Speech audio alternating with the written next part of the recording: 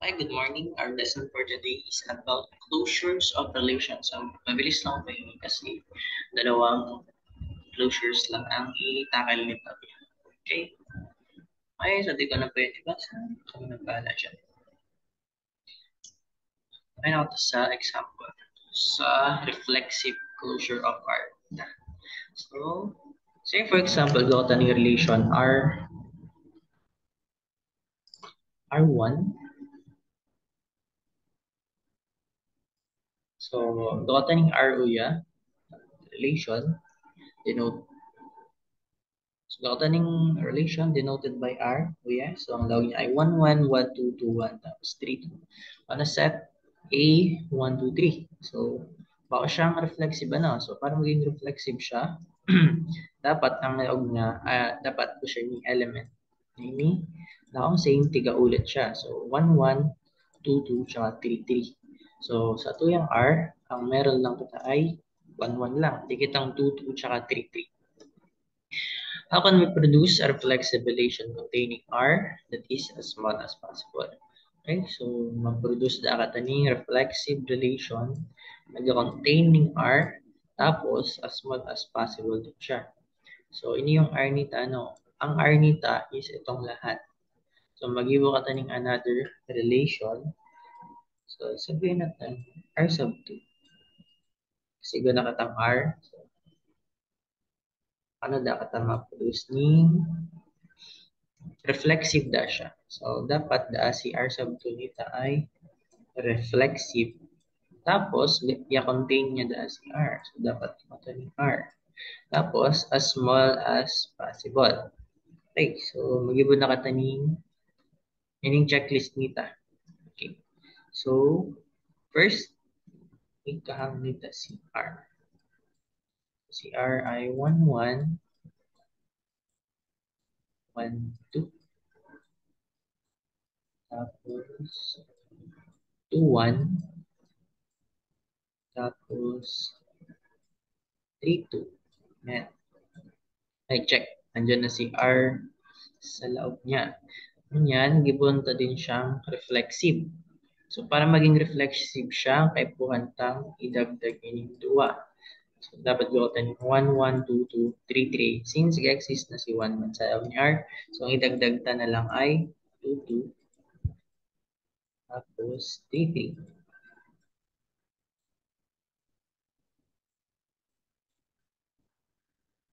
Ay, so check. Reflexive siya. Ganyan, ining S for small as possible. So, small as possible na flexible relation. So, di na kita madagdag ng mga unnecessary elements. Say, for example, element 3, 1. Yan. Dita man yan kay Puhan, kuya, sa loob ng R2 ta, para masabi dito reflexive siya. So, data na siya ibalik. Or yung iba, kung iba pa man na combination sa limbawa 2, 3. Ayan, data din yung kay Puhan para maging reflexive si R2 nita. So, yan. Is na yan. So, as small as possible siya. Ang dinagdag na lang is 2, 2, tsaka 3, 3. Ayan. Na-check na nita yung tatlo. Reflexive, containing R. So, yung R nita is yun na. Tapos, reflexive siya. Katang 1, 1, 2, 2, 3, 3. Tapos, as small as possible siya. Okay. So, ang apod po dyan ay reflexive closure of R. So, gawa taning R nag-exist. Tapos, gawa taning itong R sub 2, ang apunsin niya ay reflexive closure of R. Para masabi nito siyang reflexive closure of R, dapat reflexive siya.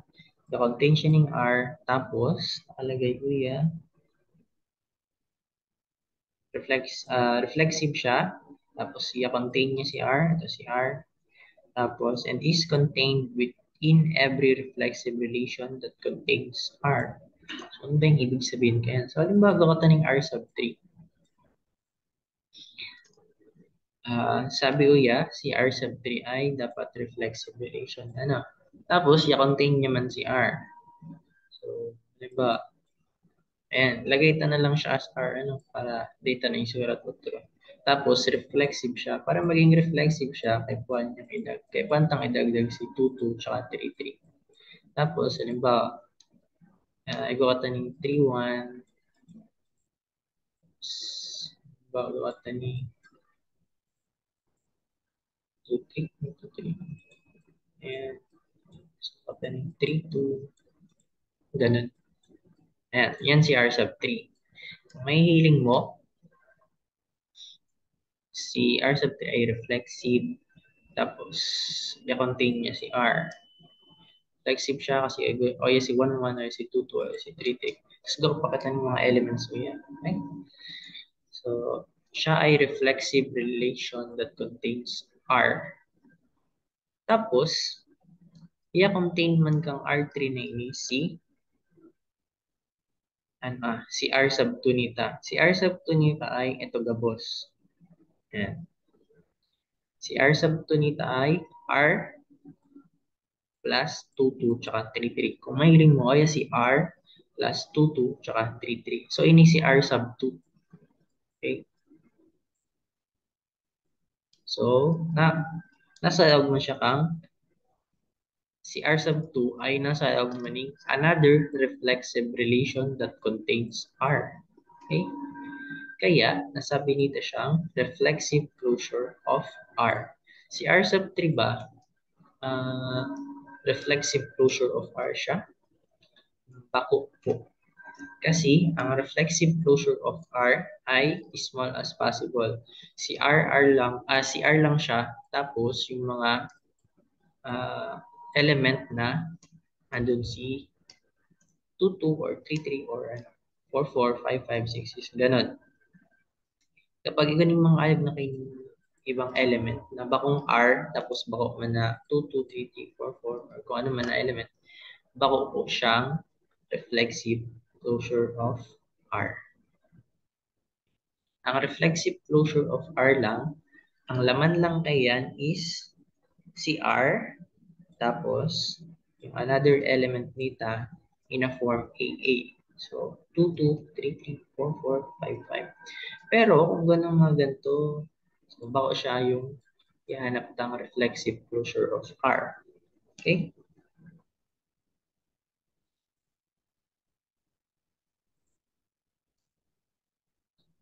This example is trace the relation R on set A. The reflexive closure can be found by adding R. So, ito siya. Yung time ko sa inyong 2, 2, 3, 3, 4, 4, ay yung form niya. Na kung sa A ay element of the set. Halimbawa, yan. Set A, 1, 2, 3.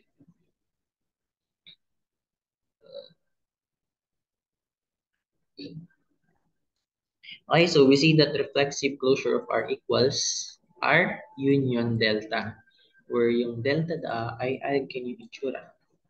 Okay? So, halimbawa, ang R nita ay ito. Ayan, ganun ang R. Tapos,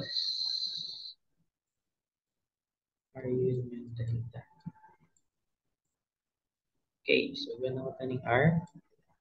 1, 1, 1, 2, 2, 1, 3, 2. Yun yung danita sa delta. Ang laman ng delta ay ito. Set of paired pairs na kung saan ang form niya ay AA. Na si A ay element ng A. So, ang laman ng delta nito ay ganito. 1, 1, 2, 2, tapos 3, 3. Okay, so pag tigyan nyo nito yan, maski ito, same yan. So, as 1 na lang sindaan. So, di ba sa set day kita pwede mag-duplicate? Okay, so mangyayari 1, 1, 1, 2, 2, 1. Tapos ito, 2, 2.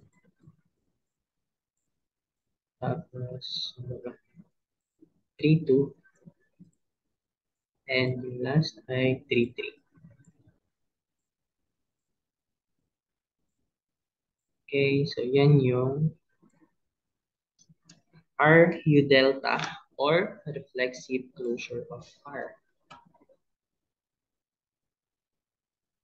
Okay, so may example kita uya. What is the reflexive closure of R, of the relation R? So got ang description o yan sa tuyang R. Ordered pair, a set of ordered pairs such that A ay so got yan ni description ni R nita, wherein R is equal to set of ordered pairs AB such that. Okay, so for example, ang sa tuyang set ay ito, set A 2, 4, 5, tapos ang R nita ay AB such that A is less than B. So, napunta yung log sa tuyang R. Kung anong mga ikahang ta dyan. Okay, so ayan muna kita, si 2 muna yung sa tuyang A, tapos ang magiging B nita ay si 4. So, 2, 4, ayan. So, check nita kung si 2 or si A ay less than B, which is si 4. So, less than B ba? Okay, check. So, log po siya sa tuyang relation. Next, si 2 tapos si 5 ang sa tuyang B. Ayan. So, check nita kung tama. Ayan. So, pasok siya dyan. Next, si 4 naman ang sa tong A. Tapos, ang B nita ay si 2. 4 is less than 2. So, di siya pasok. Di siya makabaliw. Yeah. Next naman, si 4, tapos 4, tapos 4. Paano na? 4, tapos 4. Kaya man si 2, tapos 2. Okay, si 2 ba ay less than 2? Nope. So di siya pasok kuya sa R nita. So, balik ito. Yeah. Si 4 ba ay less than 4? Nope. So, di siya pasok kuya sa tuyang R. Next is si 4, tapos ang B nita ay si 5. So, si 4 ba ay less than 5? Yes, pasok na yan. So, ikangta siya sa tuyang relation. Okay, next. Ang eta naman si B, tapos, eta naman si 5. So, si 5, tapos ang B nita ay si 2. Okay, so check nita kung less than ba siya. Nope, di kabali. 5, 4, 5 less than 4, nope, di siya kabali. 5, tsaka 5, 5 less than 5, nope, di siya kabali. So, ang log ng sa tuyang R, yes, ito lang, 3. Okay? Tapos, para makuha nita yung sa inyang,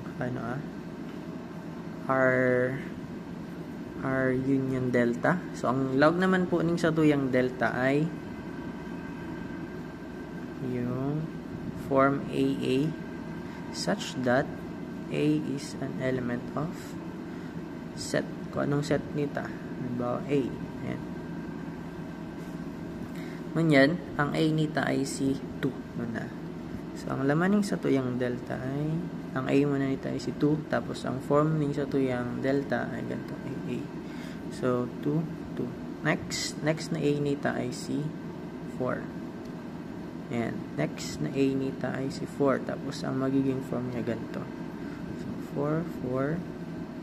Next na A nita ay si 5. Form AA. So, yan yung lamaning sa tuyang delta. Okay? So, para makuha nito yung reflexive closure of R, R union delta lang ang gigibuan ta. So, 2, 4. 2, 5, 4, 5, union, 2, 2, 4, 4, tapos 5, 5. Okay, so bako pa yun ang final answer. Ang magiging final answer takayan ay ganito. R union delta 2, 4, 2, 5, 4, 5, 2, 2, 4, 4, tapos 5, 5. So, yun po yung final answer niya.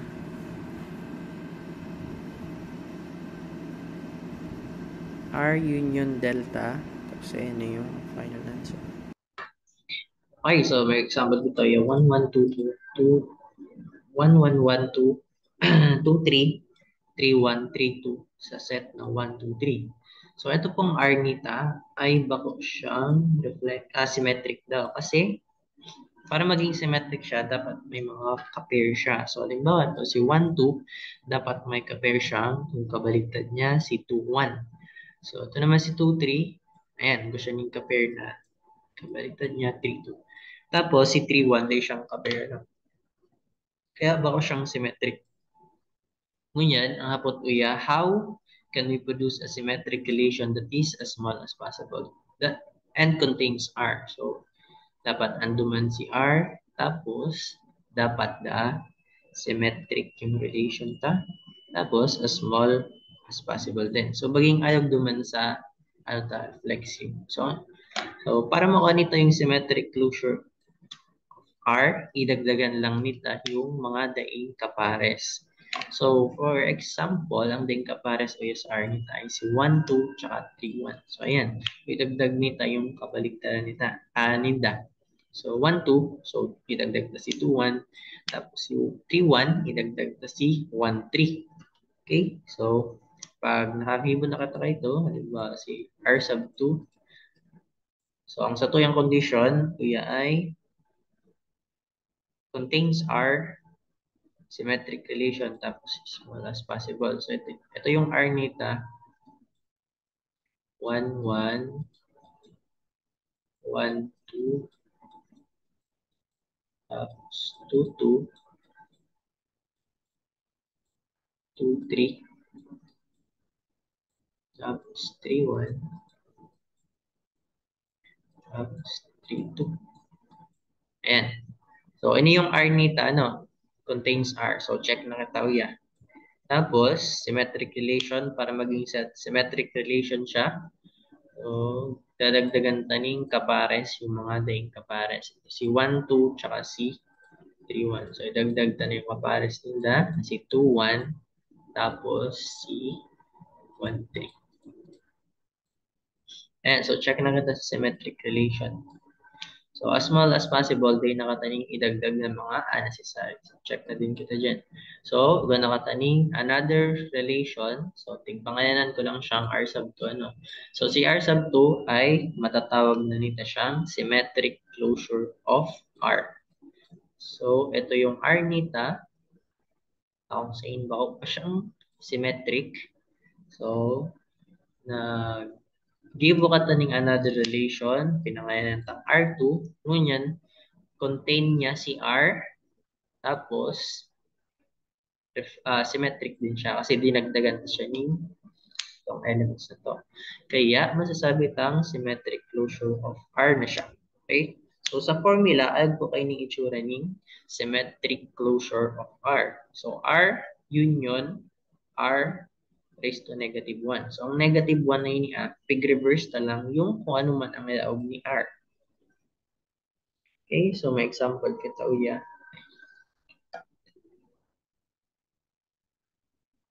Okay, so for example, gukataning R uya, tapos ini yung mga elements niya, yung yaog ni elements niya. Hanapon tada yung symmetric closure of R. Okay, so paano tayo ito mahanap? So, para mahanap tayo yun, i-kuha lang si R union R raised to negative 1. So, hanapon ta. Ano ba yung R raised to negative 1 ini? Ang R raised to negative 1 na yan is ibabaliktad lang po yung ano. Okay? So, yung 1, 2, magiging 2, 1. Okay. 2, 1. Tapos, yung 3, 2, magiging 2, 3. Tapos, 2, 3, magiging 3, 2. Tapos, yung 4, 2, magiging 2, 4. Ayan. Tapos, i-union lang po yung kasinda, ano. Ayan. So, 1, 2. Ayan. Tapos, i-union nita. So, itaning ta na lang po yung mga pair, para din nakita mayagaw. Yung katumpar niya. Si 1, 2, ang kasymmetry niya ay si 2, 1. Tapos, si 3, 2, ang kasymmetry niya ay si 2, 3. Tapos, kung nakatanggi exist na 2, 3, kaya di siya pwede magdoble yan, tsaka si 3, 2. So, ay nakatakay 4, 2. Tapos, ang kasymmetry niya ay si 2, 4. So, ayun lang po. Madali lang po sa, sa symmetric closure of R. Ganun din sa, sa, madali lang din sa reflexive closure of R. Okay? Without true, what is the symmetric closure of the relation R on the set of positive integers? Nakalagay dito, R nita ay ito, AB such that A is less than B. A is greater than B. Yun yan. Makuha nito yung symmetric closure of R kay yan sa pamamagitan kay ni R union R negative 1. So yung kabaliktaran ng R nita, A is greater than B ay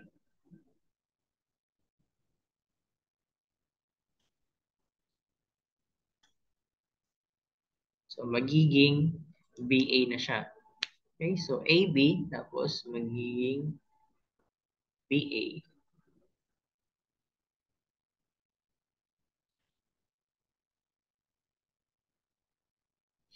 And so binaliktad lang nito yung form kaso R na AB tapos binibuta siyang BA.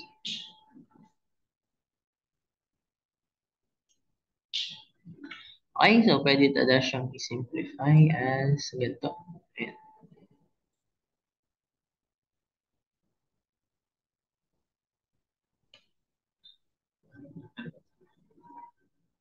Okay, so ayan nakata sa pinakadulo which is yung ito.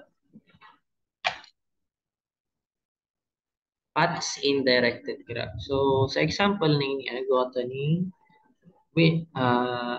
hapot na which of the following are paths in the directed graph. Tapos, gumagat ang hapot na what are the lengths of those that are paths. Tapos, kung rin daw sa mga paths nito ang circuits. So, isinunta mo na kung anong meaning ng paths, lengths, and circuits. Okay? So, sabi daw a path is a path from A to B. The directed graph G is a sequence of edges daw. Ayan. Tapos, ang sabi daw where the terminal vertex of an edge is the same as the initial vertex of the next edge in the path. Say, for example, gawat ang directed graph na A, B, C. So, A, B, C. Okay, so gawat ni sequence of edges daw po, ang path na, Gawat ni edge from A to B. Tapos edge from B to C. So, ang magiging path nito dyan ay AB. Sequence of edges. Okay? Path nita. Na kung sa inda, yung terminal vertex kaso edge nita ay same duman sa masunod na initial vertex. Ayan. So, same siya B tapos B. Okay? So, ayun po kayo ng path. So, pwedeng dako din na path So, halimbawa, gupakatan ng edges from C to A. Ayan. Daganta ni another edge. Ayan, C to A. Okay? Tapos, ang length po ang meaning po ng length na iyan ay kung pila po yung edges kasupat. So, halimbawa, gakataning path na ayag kay So, A, B, B, C, C, A. So, pila pong edge yan? Tatlo. E di ang length niya ay 3. Okay? So, yun po yung length. Tapos, hindi namang circuit or cycle, sabi path siya na kung saan gasimula yung parehas yung sa inyang vertex. So, begins and ends at the same vertex. Say, for example, is ito yung example ni yung pinakainot nitong vertex ay same duman sa pinakadulo nitong vertex. Parehas na A, kaya masasabi nito siyang circuit or cycle. Cycle. Pero kung halimbawa, ang sa tuyang path ay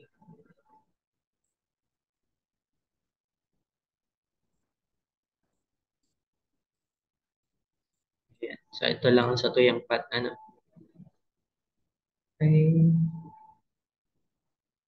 At since ang satuyang edges, number of edges ay dalawa lang. So, ang length ni takaan ay 2.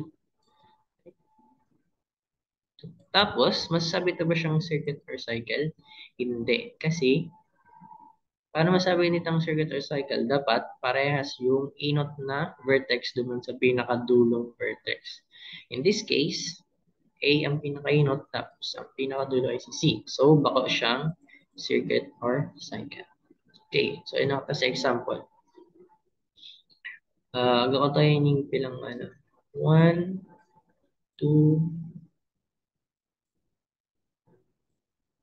3, 4, 5, and 6. So, napunta da dyan. Kuwarin ang mga paths. So, yun yung solution niya, no? Because each of, ay po nakita, si A papuntang B. So, gawa tayo ng A papuntang B. Tapos, next is B papuntang E. Ayan, meron. Tapos, E papuntang D. Ayan, meron. So, sabi ko ya, because each of this, ito, is an edge, ABED, ito, is a path. Ayan, so path na siya. Tapos, ang length niya ay 3. So, magbibilang naman niya 1, 2, 3. Okay? So, ito naman, next, AE, A papuntang E. Meron ba tayong A papuntang E? Okay, meron. Tapos, E papuntang C. E papuntang C, meron. Tapos, C papuntang D. Okay, C papuntang D, wala. So, di siya ga-exist. So, baka siyang path. Okay? Okay? Because CD is not an edge. Okay, yung panduan nita ay bakang path. Okay? So, ito naman kata, ay naman kata sa pangatlo. So, ang ilingan nyo iya.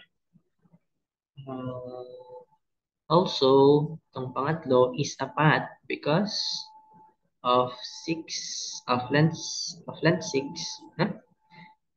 Is a path of length 6. So path dash siya. Tapos ang length niya ay 6 1, 2, 3, 4, 5, 6. Tapos nasabing path siya kasi puro the edge ini. So ga-exist siya uya sa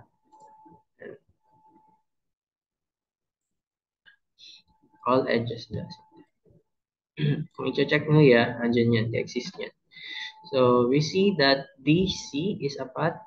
Okay, DC na yan. Kaya nakata sa pangatlo. DC is a path of length 1. So, pwede din pa yan ang satuyang path ay sa lang ang edge. Ito, isang edge lang yan. Tapos, ang length niya ay 1. So, si D papuntang C. Yan. Next naman, yung CBA is a path of length 2. So, C papuntang B, tapos B papuntang A. So, dalawang edge, kaya length is 2. Ito naman, pinakadulo nita. Ayan. All edges da. Kaya, path da siya. Tapos, 1, 2, 3, 4, 5, 6. Length 6. Okay. So, ang path lang nita is, ini, ini. Ayan. So, ini lang ang bakong path Okay, tapos, sabi daw ya, which of the paths in this list are circuits? So, di ba pag circuits, parehas yung dulo. Tsaka dulo. So, halimbawa yung sa number 1 ita, bakong parehas yung dulo. Kaya baka siyang circuit. Any baka maning path kaya. Kasi dito na hilingon. So, i-get to sa example number 3. So, yung dulo niya is same sa dulo. Kaya, circuit siya. Itong DC, so baka siyang circuit. Itong CBA, baka siyang circuit. Itong pinaka-last number or item, yung dulo niya ay same sa pinakadulo doon. Kaya masasabi nito circuit siya. Okay, so hanggang kuya lang po ang lesson.